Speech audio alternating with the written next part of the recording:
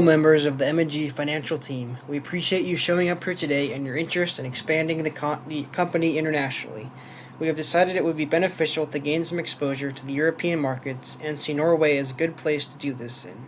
This video will teach you the basics of Norwegian culture so we can be successful in conducting business operations there. Norway has some distinct differences compared to the United States that you need to be aware of. It is important to understand their cultural values and societal norms in order to be respectful and build a lasting relationship. Our goal is to help you integrate into your new communities to help us build a new network of business partners. Norway is an individualist country and are very direct communicators, with speech that is straightforward and relies on facts. They tend to say exactly what they think and have no problem disagreeing with something that someone has said. Maintaining direct eye contact while conversing is very important as it shows respect and trustworthiness.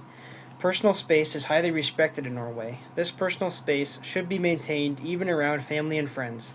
Touching is generally frowned upon unless you know someone very well.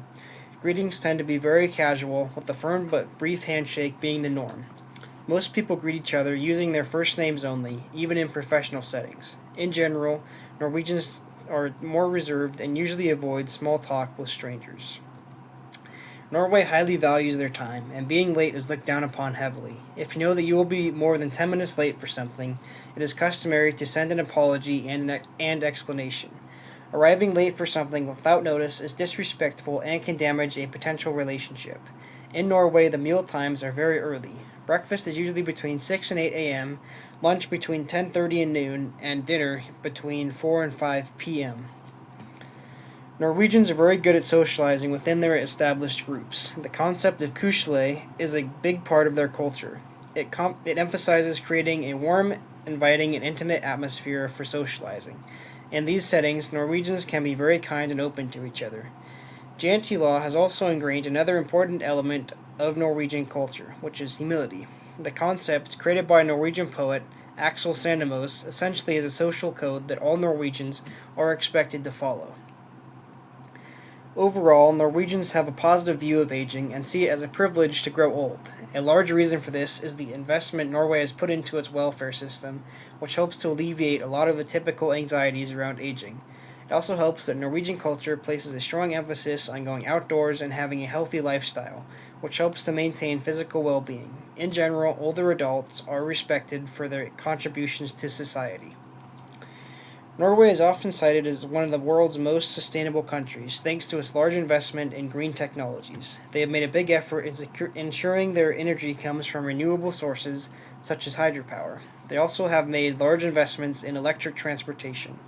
Norway is known for its very clean cities thanks to its strict regulations and public awareness efforts to promote cleanliness and responsible waste disposal.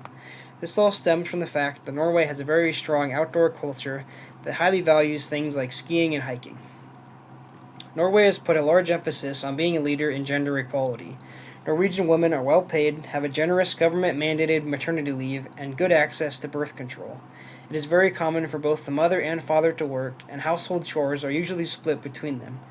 Norway has also put together a ton of legislation for this issue, such as anti-discrimination laws and equal opportunity policies. In addition, they have a long history of women in politics.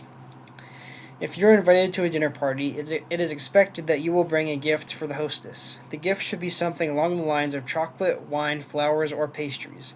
If you choose flowers, it is normal to have them delivered the morning before the dinner party so they can be on display for that evening. It is important that you do not bring carnations, lilies, or white flowers as they are used at funerals. Another thing to note is you should never bring an even number of flowers, as this is also associated with funerals and mourning. An odd number of flowers will show respect and positivity. For the winter months, a houseplant is always well received, and it is important to note that gifts are also opened as soon as they are received. Compared to other countries, the alcohol consumption in Norway is relatively low, but a drinking culture is still present. Drinking in Norway starts very early. Legally, you have to be 18 years old to purchase beer and wine, and 20 years old to purchase spirits. Drinking is generally considered an acceptable activity in society and has a strong association with social gatherings.